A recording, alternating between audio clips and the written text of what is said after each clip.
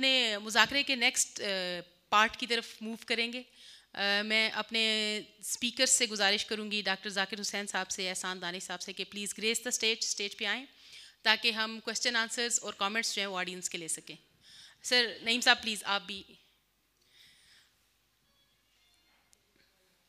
احسان دانش صاحب بتائے تھے کہ ان کا بھی نور بخشیہ جو سلسلہ ہے صوفی آرڈر اس حوالے سے کافی ان کی ریسرچ ہے, کافی کام ہے, تو یہ بڑی خوشائند بات ہے کہ یہ ہمارے ساتھ موجود ہیں. تو کویشچن آنسر سیشن جو ہے وہ ہمارا بخوبی چل سکے گا. تو پلیز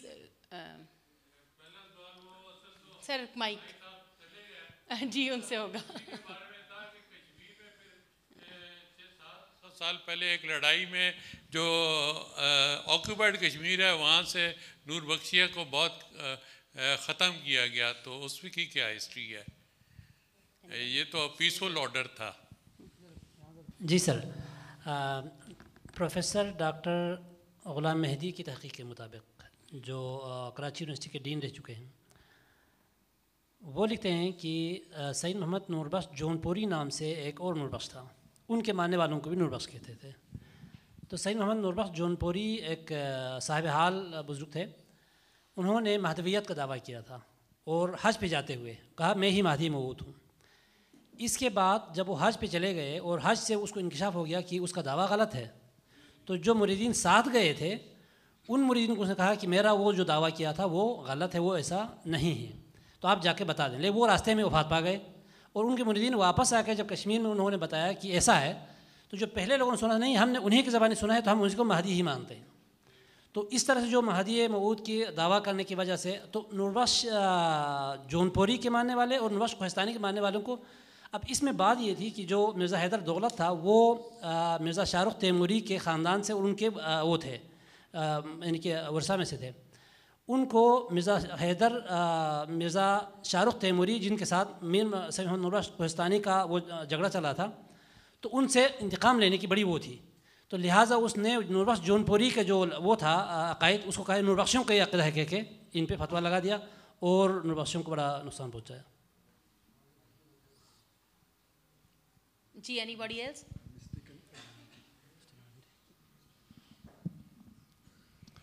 السلام علیکم.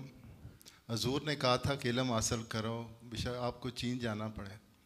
ہمیں اتنا بہترین علم ماشاءاللہ لوگ ورثے میں مل رہے ہیں, میں آپ لوگوں کا شکریہ ادا کرتا ہوں. ہمارے لیے بالکل نئی بات تھی. اس طرح تو ہمیں پتہ ہے نور بخشی ہے, اس طرح مجتہد تھے, یہ تھے, اس طرح کی ساری باتیں. دوسری بات یہ ہے کہ حضرت علی علیہ السلام نے بھی یہی کہا ہے کہ اپنی اولاد کو جو تربیت دو اس دور کے بارے میں دو جس دور میں وہ جی رہے ہیں. تو مجھے اس طرح محسوس ہوتا ہے کہ تعلیمات تو موجود تھیں پہلے بھی, اس کو انٹرپریٹ کرنا, لوگوں کے لیے آسان بنانا اور آپس میں محبت و آشتی کا درس دینا, اس وجہ سے یہ لوگ صوفیہ کرام یا دوسرے آئے. ایک ان کا بڑا اچھا انہوں نے بتایا ہجرت کی ڈیفینیشن کہ گناہوں سے دوری کو ہجرت کہتے ہیں. تو سملر ایک امام نے ارشاد فرمایا ہے کہ جب ایک جہاد کرنے گئے فتح کیا تو حضور نے کہا کہ آپ نے پتہ ہے یہ جہاد اصغر کیا ہے. انہوں نے کہا ہم نے تو اتنی مشقت کی ہے, ہم نے تو اتنے مطلب ہے زخمی ہوئے مارے گئے ہیں, تو جہاد اکبر کیا چیز ہے؟ تو حضور نے کہا کہ جہاد اکبر وہ چیز ہے جو اپنی خواہشات نفس کے خلاف جہاد کریں گے, وہ جہاد اکبر ہے. تو دوسری اس میں بات یہ گلگت کے بارے میں کہنا چاہوں گا. ہمارے اپنے اہل تشیع میں 80% علماء کرام گلگت بلتستان سے تعلق رکھتے ہیں. مجھے تو لگتا ہے وہ زمین ہی اتنی پاکیزہ ہے کہ یہاں سے علماء کرام علم, اور میں نے آج تک نہیں دیکھا کوئی جھگڑا یا جو یہاں پہ گلگت کے یا بلتستان کے لوگ ہیں پیار محبت کے ساتھ رہتے ہیں.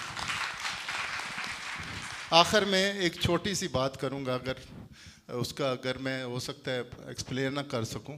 جس طرح کے نور بخشی ہیں, یہ ڈیوائیڈڈ انٹو 3 سب سیکٹس. تو یہ 3 سب سیکٹس میں کس طرح آ گئے, یہ کیوں نہیں اکٹھے ہو جاتے تاکہ مطلب ہے کہ ایک ہی وہ آرڈر ہو. اور آخر میں ریکویسٹ کرتا ہوں مذاکرہ کی کرنے والے کو کہ یہ بڑا انکمپلیٹ ہوا ہے آج, اس کا محسوس کیا اس میں کم از کم 2-3 دور چلنے چاہیے, پھر جا کے ہماری سیٹسفیکشن ہوگی. جس طرح صحرا میں بارش ہوتی ہے وہ اچھی خاصی بارش چاہیے ہوتی ہے, تھوڑی سی سے خوشبو آتی ہے, تھینک یو ویری مچ. ٹھیک کہہ رہے ہیں سر. یقیناً ہم اس کا اہتمام کریں گے. سر کچھ کہنا چاہیں گے یا آئی تھنک کامنٹ تھا کافی حد تک. جی کوشچن آپ بولنا چاہیں. بسم اللہ الرحمن الرحیم. میں ایک تو لیٹ پہنچا تو ڈاکٹر ذاکر صاحب کی تقریر سے استفادہ نہیں کر سکا. ثنائی صاحب کی تقریر کے دوران پہنچا. سب سے پہلے میں تھوڑا سا اپنے آپ کو انٹروڈیوس کروں. سعید اکبر میرا نام ہے اور میں یہاں پہ منسٹری آف ایجوکیشن میں کا ادارہ ہے national commission for human development, وہاں پہ لٹریسی پروگرام کو ہیڈ کرتا ہوں. اور ابھی ریسنٹلی جو ہے پریزنٹ گورنمنٹ جو ہے پورے ملک میں نیشنل لٹریسی کمپین جو ہے ہماری جو لٹریسی ریٹ کی انتہائی ناگفتگو سچویشن کو دیکھتے ہوئے چلانے جا رہی ہے. تو اس کو انشاءاللہ مطلب میرے لیے سعادت ہوگی کہ اس پورے کمپین کو جو ہے فیسیلیٹیٹ کروں ٹیکنیکلی اور اس حوالے سے. تو میں بیسیکلی نور بخشی صوفیہ آرڈر کا فالوور ہوں. اور ریسنٹلی میں نے جو وہاں پہ کرگل, گلگت, بلتستان اور لداخ کا جو پورا ایریا ہے, اس وقت اس کی لارج میجارٹی جو ہے نور بخشی صوفیہ آرڈر کے فالوورز پر مشتمل ہے. لائن آف کنٹرول کے اس پار جو کرگل اور لداخ کا ایریا اور اس پار جو ہے بلتستان اور پارٹلی گلگت جو ہے. تو وہاں پہ ابھی میر سید علی ہمدانی رحمۃ اللہ علیہ سے لے کر ہماری جو ریسنٹ پاسٹ تک جتنے بھی صوفیاء اکرام گزرے ہیں اور جنہوں نے اسلام اور تصوف کی خدمت کی ہے, ان کی جو حیات و خدمات پر ریسرچ کر کے کتاب تیار کی ہے اور انشاءاللہ جلد ہی جو ہے وہ منظر عام پر جو ہے وہ آ جائیں گی. تو اس سے بھی آپ کا جو ان ڈیپتھ سمجھنے میں نور بخشی صوفیہ آرڈر کو اور صغیر پاک و ہند کے لیے خصوصی طور پہ اس کی جو خدمات کو جو ہے وہ سمجھنے میں آپ کو مدد ملے گی. تھوڑی بہت میں پچھلے کوئی 3-4 مہینے فیصل آباد یونیورسٹی میں ایک انٹرنیشنل کانفرنس ہوئی تھی صوفیزم کے اوپر, تو اس میں نے ایک پریزنٹیشن دیا تھا کہ نور بخشی صوفیہ آرڈرز کا اس علاقے میں جو اسلامک کلچرل ہیریٹیج ہے اس کو پروموٹ کرنے میں کیا رول رہا ہے. اس ٹاپک پہ لوگوں نے کم مطلب توجہ دی ہے. یعنی مطلب ایک اس کی بہت ڈائیورس کنٹریبیوشنز ہیں اسلام, دین اسلام کے لیے اور ہماری اس علاقے کے لیے. تو اس میں تھوڑا سا 1-2 منٹ میں لوں گا کہ جو نور بخشی صوفیہ جو ہے, دیگر تمام جتنے بھی صوفیاء کرام ہیں ان کا جو ہے ابھی اس سے پہلے مقررین نے اس طرح اشارہ کیا کہ جو وقت کے جو بادشاہ ہے یا سپہ سالار صاحب اسماعیل صاحب نے عرض کیا کہ مامون رشید کے دور میں فضل ابن سہل جو ہے وہ اس کا وزیر تھا, تو ان کی سرکردی میں ایک لشکر جو ہے اس تبت کے ایریا میں وہاں پہ انہوں نے لشکر کشی کی تھی for the short period of time جو ہے. تو اس کے آثار بھی لداخ میں ایک چٹان پہ اس لشکر نے کچھ لکھے بھی ہوئے ہیں, لیکن اسلام کی خاطر خواہ وہاں پہ نہیں پھیل سکا. تو اصل جو اسلام پھیلایا ہے مطلب انہوں نے ایک طرح سے جو بادشاہوں نے اور لشکروں نے ایک راہ ہموار کیا, جس طرح آرمی میں جو انجینئرنگ کور ہوتا ہے تو بعد میں جو آتے ہیں صوفیاء اکرام ہیں جنہوں نے جو ہے ماس لیول پہ جو اسلام کو پھیلایا اور وہاں پہ اسلامی معاشرے کی قیام کی. تو یہی حال جو ہے ہمارے جو ناردرن سب کانٹیننٹ ہے ساؤتھ ایشیا کا پرٹیکولرلی جو ہے, جس میں کشمیر اور بلتستان, گلگت بلتستان کے ایریا شامل ہیں. تو اس میں صوفیاء کرام کا یہ تو ہے ہی ہیں خدمات کی, انہوں نے دین پھیلایا, وہاں پہ امن کی تعلیم دی, وہاں پہ ٹالرنس پھیلایا اور آج تک اس کا مظہر جو ابھی ہم دیکھ رہے ہیں. اسی صاحب نے خود مشاہدہ کیا کہ اس کردو جیل میں صرف مطلب 5-6 قیدی ہیں. اس کے علاوہ دیکھیں آپ پولیس کی ریکارڈ دیکھیں تو بلتستان پرٹیکولرلی آگے فردر آگے بارڈر پہ جا کے گانجے جو ڈسٹرکٹ ہے وہاں پہ سالہ سال سے چوری ڈکیتی اور قتل تو مطلب دور کی بات, مطلب آپ ریکارڈ خالی ملیں گے. مطلب تو ایک طرح سے پولیس والے ایک طرح سے بڑا انجوائے کر رہے ہوتے ہیں, فارغ بیٹھے ہوتے ہیں. میں جب اسٹوڈنٹ تھا تو وردی بھی نہیں پہنتے تھے پولیس والے. جب کوئی کہیں واقعہ ہوتا تھا ڈاکٹر صاحب تو کہتے تھے آج جلدی جا کے وردی پہن کے ہو, یہ میں نے خود دیکھا ہے کہ وہ ادھر جھگڑا کوئی ہوا ہے کہ تو اس حد تک ریلیکس وہاں پہ تھا. لیکن اس میں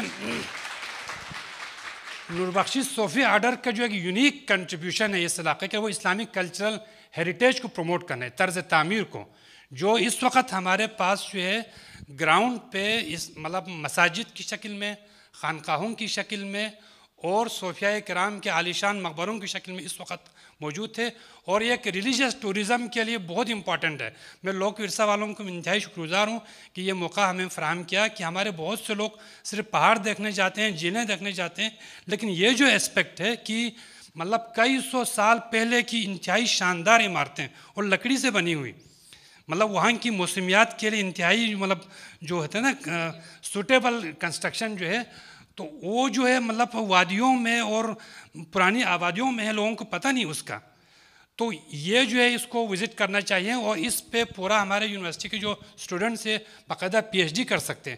مجھ سے ہمارے فیصل آباد یونیورسٹی ایگریکلچر یونیورسٹی کئی لوگوں نے کہا سر آپ نے تو آج ہمیں مطلب پی ایچ ڈی کے لیے ایک نیا جو ہے مطلب ٹاپک جو ہے وہ کئی ایک نے مطلب اس پہ انٹرسٹ ظاہر کیا، تو اس میں تھوڑا سا بتاتا ہوں کہ اس جو اسلامک کلچرل ہیریٹیج کا بنیاد رکھنے والا میر سید علی حمدانی تھا، جنہوں نے جب کشمیر میں باقاعدہ ایک سسٹمیٹک طریقے سے اسلام کی تبلیغ کی، تو وہاں پہ دریائے جہلم کے کنارے خانقاہ مولا شاہ ہمدان جو ہے وہ تعمیر فرمائی، ان کی بنیاد رکھی، اور اس میں جو چونکہ امیر کبیر سید علی حمدانی کا تعلق سینٹرل ایشیا اور ایران سے تھا، تو وہاں کی جو آرکیٹیکچرل جو خصوصیات ہیں، فیچرز ہیں، اور کشمیر کے لوکل جو مطلب کنسٹرکشنل فیچرز ہیں، اس کو ایک ایملگمیٹ کر کے ایک نیا طرز تعمیر کشمیر میں اجاگر کیا۔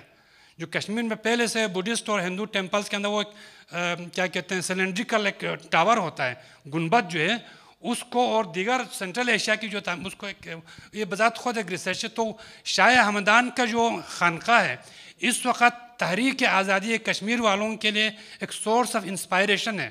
آپ کو یاد ہوگا جب تحریک آزادی کشمیر بڑے زوروں پر تھی تو اس وقت انڈین آرمی نے اس کی بے حرمتی کی تھی، اور پورے پاکستان میں بلتستان میں خصوصاً اس کی ریلیاں نکلی تھی، تو وہ ایک سورس آف انسپریشن ہے۔ کشمیر میں اسلام اور تصوف کا ایک آئیکن ہے، اور امیر کبیر جب بلتستان تشریف لائے تو خپلو میں چکچن کے مقام پر ایک مسجد تعمیر کی، بالکل اسی پیٹرن پہ جو خانقاہ مولا شاہ ہمدان کی سری نگر کی تھی۔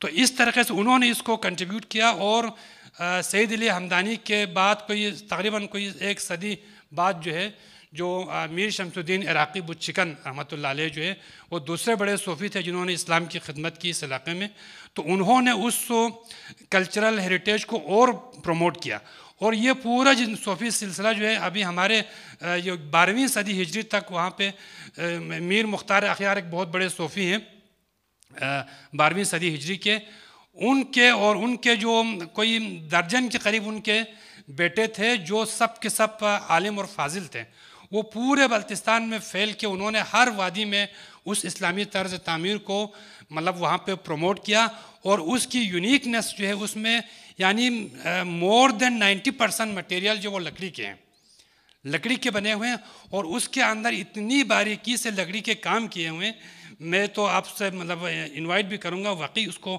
آپ دیکھ لیں، اور یہاں پہ لوک ورثہ میں ان عمارتوں کی کوئی ماڈل یا اس کا پورا ایک یہاں پہ ایک مطلب بنائیں، جس سے یہ ہوگا کہ ہماری اس ملک کی جو کلچرل ڈائیورسٹی ہے اس کو پروموٹ ہوگا، اور جو ریلیجیس ٹورزم کو فروغ ملے گا۔ یہاں سے لوگ دیکھیں گے اور جا کے ان جگہوں پہ جو ہے دیکھیں گے، تو اس سے ملک کی خدمت بھی ہوگی، دین اور اسلام کی بھی خدمت ہوگی۔ تو یہ مطلب کچھ ایک پہلو تھا جو نور بخشی صوفی آرڈر کے حوالے سے میرے پاس وہ، چونکہ میں باقاعدہ فارملی انوائٹڈ نہیں تھا تو میں وہ پریزنٹیشن جو وہ تمام تصاویر جو ہے اس میں زیادہ بہت اچھا اس کا وہ آپ کا امپیکٹ ہوتا، تو انشاءاللہ کبھی اور موقع ملیں گے تو جی وہ اس میں کریں گے۔ تو تھینک یو سو مچ۔ جی میں جناب ڈاکٹر صاحبان سے ٹیکنیکلی 2-3 سوالات پوچھنا چاہتا ہوں، گو کہ مختصر سے ہوں گے۔ کیا جو ابھی آپ نے اتنی ڈیٹیل ڈسکرپشن ہمیں سمجھا دی، اس کے بعد نور بخشہ کو باقاعدہ طور پر ایک فقہ تسلیم کیا جائے؟ پہلا سوال۔ دوسرا، یہ جو صوفی سلسلہ جو چلا آ رہا تھا، اس میں نور بخشہ کو ہم کس پیرامیٹر میں، کس ڈاکٹرن میں اس کی ڈیفینیشن کریں، وحدت الوجود میں یا وحدت الشہود میں؟ ایک پھر تیسرا جو یہ ہے کہ کیا کنٹمپرری اتنی worth form of capitalistic approach ہمارے اندر جنم لے چکی ہے، ان حالات میں، ان واقعات کے ساتھ جو آج سے تقریباً 600 یا 700 سال پہلے کی جو صوفیزم تھی، اس پریچ کو یا اس ایجوکیشن کو آج کی سوسائٹی میں ہم امپلیمنٹ کروا سکتے ہیں اور اس کے کیا سوسائٹی پر افیکٹ مرتب ہو سکتے ہیں؟ بہت شکریہ بیٹا. ڈاکٹر صاحب بات کریں. جی تھینک یو جی. وحدت الشہود اور وحدت الوجود کے حوالے سے آپ نے جو بات کی تو علامہ اقبال یہ لکھتے ہیں، میر سعید رحمدانی کو خراج تحسین پیش کرتے ہیں کہ آپ نے وحدت الشہودی مکتب کو فروغ دیا. تو یوں سمجھ سکتے ہیں کہ نور بخشی صوفی آرڈر وحدت الشہودی مکتب میں آ سکتے ہیں. پہلی بات. آخری جو سوال تھا وہ کہ اس کیپٹلسٹ دور میں کیا ہم اس روحانی اس پہ جا سکتے ہیں جو صدیوں پہلے ہے؟ انسانی روح ہمیشہ سے ارتقاء اور عروج کے لیے ترستی رہی ہیں. روح بے چین رہتا ہے اور قرآن پاک کے مطابق الا بذکر اللہ تطمئن القلوب، دلوں کو اطمینان ذکر الہی سے ملتی ہے. اور ذکر کا یہ سلسلہ ان صوفی آرڈرز میں موجود ہیں اور پریکٹیشنرز بھی موجود ہیں. تو اس کیپٹلسٹ دور میں اگر اس طرح کے تھوڑے بہت پریکٹس کیے جائیں تو ممکن ہے کہ ہم دولت کی کمائی پہ وہ نہیں. ایک اور کتاب میں موجود ہے کہ ترک دنیا کا مطلب دنیا کے وسائل کا ترک کرنا ہرگز نہیں. یہ حضرت سید محمد نوربخش کشف الحقائق میں فرماتے ہیں ترک دنیا کا مطلب ترک حب دنیا ہے، لالچ اور اس کو ترک کرنا ہے. تو وسائل آپ ضرور استعمال کریں لیکن اس کی محبت کو ترک کر دیں. تو امید ہے کہ ان تعلیمات سے کافی حد تک ہمیں اس کیپٹلسٹ اور میٹیریلسٹ دور میں سے نجات ملنے یا سکون کے جو ہے نا اسباب فراہم ہوں گے. میں ایک جواب آپ کو دے رہا ہوں کہ آپ نے کہا کہ اس کو باقاعدہ مکتب کے طور پر ایکسیپٹ کرنا چاہیے یا نہیں چاہیے. اگرچہ ہم آپ کو دعوت نہیں دے رہے ہیں کہ آپ آ جائیں ہماری طرف، مگر یہ ہم اپنے آپ کو اظہار کر رہے ہیں اس ملٹی میڈیا کے ذریعے کہ اس طرح کا ایک کام ہوتا ہے، ایک علاقہ ہے کہ یہاں پر اس طرح کے کام ہو رہے ہیں، اگر آنا چاہے تو آ جائیں. دوسری بات یہ ہے کہ ایک دفعہ اسی تقریب میں ایک صاحب نے کہا دیکھو لوگ پاؤں دھونے والے لوگ ہیں، ہاتھ باندھنے والے لوگ ہیں، ہاتھ کھولنے والے لوگ ہیں. یعنی اللہ تعالیٰ نے خود پیدا کیا اتنے سارے گروپ کو تاکہ حضور کو اللہ بہت زیادہ پیار کرتے تھے، بہت زیادہ پسند کرتا تھا. اللہ تعالیٰ حضور نے ایک بار پاؤں کو دھو لیا، اللہ کو آدھا پسند ہے، کہا پاؤں دھونے والے گروپ پیدا ہو جائیں. یہ قیامت تک پاؤں دھونے کا گروپ پیدا ہونا چاہیے، حضور کی یہ سنت ہے. پھر ہاتھ کو کھول کر نماز پڑھی. ایک دفعہ حضور نے اللہ کو آدھا پسند ہے، ہاتھ کھولنے والوں کو پیدا کیا. یعنی جو کچھ حضور نے کیا اللہ تعالیٰ نے خود اتنے گروپ پیدا کیے. یہ ایک صاحب کی تقریر تھی، اس میں بھی موجود تھا. میں نے کہا تو پھر آپ ایک ایک علیحدہ گروپ میں ایک ایک کام کرتے ہوئے ایک سنت پر عمل پیرا ہوتے ہوئے آخر تک کیوں جا رہے ہیں؟ آخرت تک سب کرنے کے لیے آ جائیں.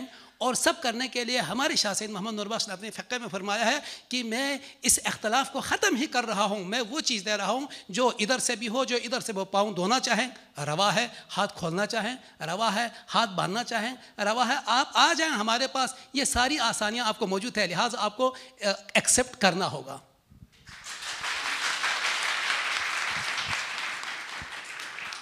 جی بہت شکریہ کہ پروفیسر صاحبان سے استفادے کا بھی موقع ملا اور بہت کچھ معلومات میں اضافہ ہوا. میرے صرف 2 سوالات ہیں نور بخشیہ صوفی آرڈر کے متعلق. ایک کا تو تقریباً آدھا سا جواب احسان دانش صاحب نے دے دیا کہ ہم اگر سلاسل طریقت کی تاریخ دیکھیں، قادریہ، سہراوردیہ، نقشبندیہ اور چشتیہ جو 4 بڑے سلاسل طریقت ہیں، وہ جہاں بھی گئے وہ صوفی آرڈر تو پھیلا لیکن انہوں نے کہیں بھی فقہ کو ٹچ نہیں کیا. کہیں بھی فقی اختلافات یا فقی مسائل کو یا بطور ایک فقی مسلک کے وہ سامنے نہیں آئے، بلکہ ایک صوفی آرڈر تک محدود رہ کے انہوں نے تعلیمات دی. اور اس کی وجہ بھی یہی تھی کہ وہ سب کو ایک پلیٹ فارم پہ لانا چاہتے تھے کہ اختلافات کم ہوں اور ایک صرف جو تعلیم ہے سب کو ایک ماننے کی وہ آگے رائج. تو یہ جو صوفی آرڈر ہے نور بخشیہ صوفی آرڈر، یہ ایک فقہ کے طور پر بھی سامنے آیا. اور جس طرح ابراہیم سنائی صاحب بات کر رہے تھے اس سے جو میں سمجھ پایا ہوں کہ وہ کہہ رہے تھے کہ دراصل جو خرافات مزارات پر ہوتی ہیں اس کے تدارک کے لیے بھی یہ ایک الگ سے فقہ کے طور پر آیا. جبکہ جن مزارات پر یہ خرافات ہوتی ہیں اگر اس صاحب مزار کی تعلیم کو ہی دیکھا جائے تو یہ چیز ختم ہو سکتی تھی. دوسرا سوال جو میرا ہے وہ یہ کہ اگر ہم نور بخشیہ صوفی آرڈر کا شجرہ طریقت دیکھیں، اس میں جو بزرگان ہیں، مطلب میں ایک نام اگر لوں حضرت شیخ نجم الدین کبریٰ یا حضرت علاء الدولہ سمنانی ہیں، تو ان کی تعلیمات اور ان کے شجرے کو دیکھتے ہوئے، مطلب میں غلط بھی ہو سکتا ہوں، مجھے یہ لگتا ہے کہ شاید یہ دراصل ایک سلسلہ سہراوردیہ کی ذیلی شاخ ہے، ایک برانچ ہے. یہ الگ سے نور بخشیہ صوفی آرڈر تو ہے، لیکن دراصل یہ سہروردیہ کی ایک برانچ ہے، جو مجھے لگتا ہے شاید میں غلط بھی ہو. تو یہ دو کوشچنس ہے کہ ایک یہ صوفی آرڈر بطور فقہ کیوں سامنے آیا، اور کیا اسے سہروردیہ کی برانچ کہنا درست ہوگا؟ بہت شکریہ. دوسرا سوال ہے کہ سہروردیہ کی برانچ کہنا بالکل درست ہے. یہ جنیدیہ کا برانچ ہے، یہ معروفیہ کا برانچ ہے، سہروردیہ کا برانچ ہے. بالکل صحیح فرما رہے ہیں، یہ ان کی برانچ ہی ہیں مین اسٹریم جو وہ تھے. فقہی مسلک کیوں، ایک تو پارشلی سرائیں صاحب نے جواب دے دیا. دوسرا جو میں نے شروع میں عرض کرنے کی کوشش کیا تھا کہ فرقہ وارانہ اختلاف اس انتہا کو پہنچ چکی تھی کہ وہاں سے جو حصول بغداد جیسا سانحہ ہو گیا، تو اس سے یعنی کہ بچنے کے لیے ایک ماڈریٹ وے پریزنٹ کرنے کی کوشش کی تھی. تو ایک شعوری کوشش تھا کہ فرقہ واریت کی انتہاؤں کو منیمائز کیا جائے اور ایک ماڈریٹ بات دیا جائے. لا علمی جو ہے جہالت ہوتی ہے. تو میں اس ڈر سے کہ میں سنی ہوں، مجھے بتایا کہ شیعہ ہیں تو میں باہر نکل آیا، حالانکہ یہ تو ابھی پتہ چل رہا ہے بہت فاؤنڈیشن کا ریلیجن ہے.